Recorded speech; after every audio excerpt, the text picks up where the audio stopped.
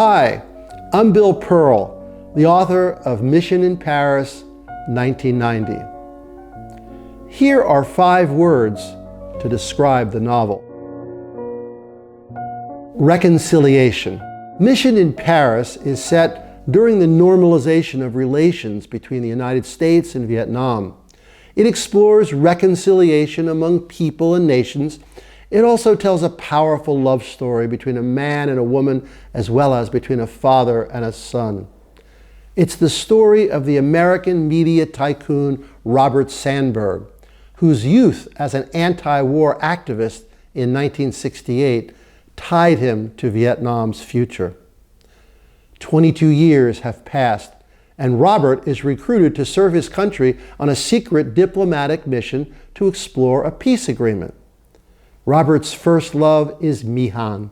They met in Paris in May 1968, and they have not seen each other since. Robert learns that Mihan will represent Vietnam in the secret talks. Robert and Mihan have since married. She had a son, their son, but she never told him about this. Heroines. Mihan is a fiercely independent woman. She shatters the myth of the subservient Asian woman, breaks traditions, disobeys, defies in accordance with what she feels she needs to do. In 1968, she left Robert in Paris while pregnant with their child. She told him that her father sent her home to terminate the pregnancy. But the story reveals that it was she who made this choice, not her father. She didn't want to become a traditional Vietnamese wife or mother. Her ambitions were political. She wanted to become the first woman chair of the party and the president of her nation's Politburo. Spoiler alert, Mihan is also a warrior, the head of an all-secret female commando group. To create her character, I visited the Women's Museum in Hanoi. I studied Vietnam's heroines, women like the Trung sisters, who in antiquity fought the Han Chinese, and Trieu Thi Trinh, who led the resistance against the Wu Chinese in the 3rd century. And I learned about the many contemporary Vietnamese heroines who helped secure Vietnam's unification and independence in the French and in the American wars. As this novel went to press in 2021, more than 6,000 anti-Asian hate crimes took place in the United States during the prior 12 months, mostly against women. In Mihan, I have created the character of a new Asian woman, one about whom it might be said it is easier to fight a tiger than to face her in battle. Fathers. This novel explores the role of the father. Woven within the story is a multi-generational tale of a family dysfunction. There's Robert and his father Erwin, and Robert and his son An, a son he never knew he had. Erwin passed over Robert to run the family business, creating many moments of anguish and pain. Robert's life became about proving his worthiness to the father who rejected him. Robert's son An is a Maoist. His friends are Islamic radicals. Robert wants to reach his son, but he cannot. The differences are too stark, too insurmountable. As Robert grows and changes in the story, he realizes that to heal himself, he must heal the damage in his relationship with his father. He discovers how the emotional pain between fathers and sons is passed from one generation to the next. He never gives up on trying to reach his son. Romance.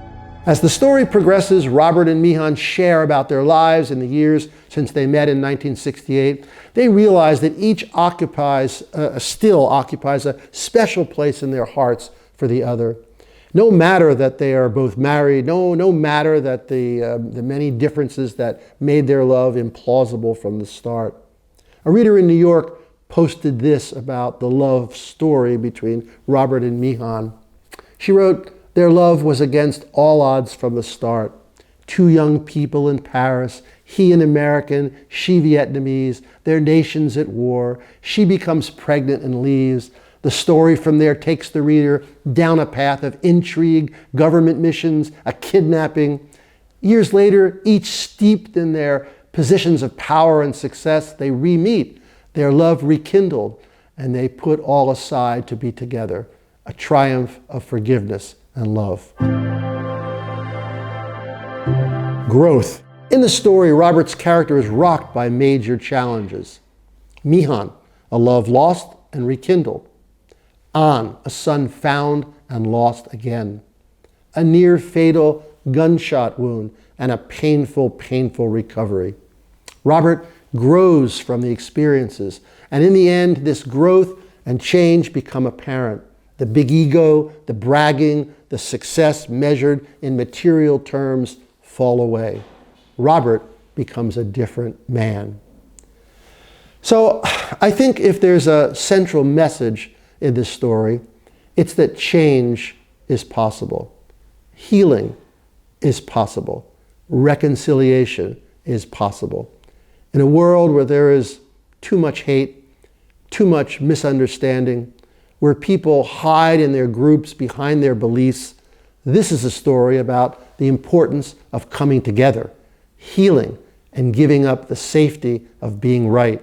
It's a story about reconciliation within ourselves, among ourselves, in our families, our organizations, and among nations. It's a story about the true path to peace.